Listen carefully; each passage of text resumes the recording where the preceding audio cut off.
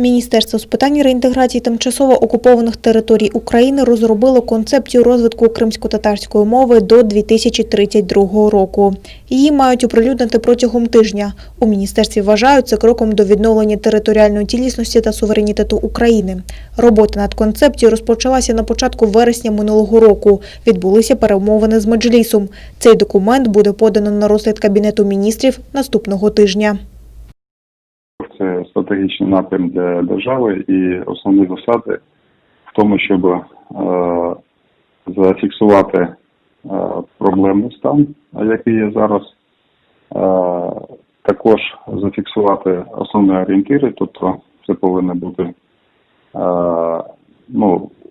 весь комплекс питань щодо розвитку та популяризації кримськотатарської мови, як мови одного з корінних народів України.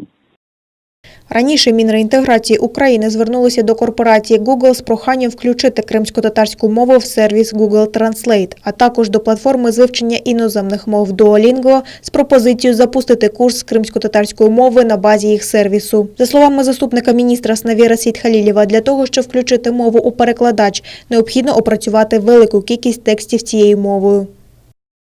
Зараз ми чекаємо відповідь і зі свого боку також ми знаємо, що є активна молодь кримськотатарська, які займаються також підготовкою масиву текстів, тому що звернення в Google це йшлося щодо створення такого ком'юніті, тобто краудсорсингової платформи, яка буде напрацьовувати масив текстів.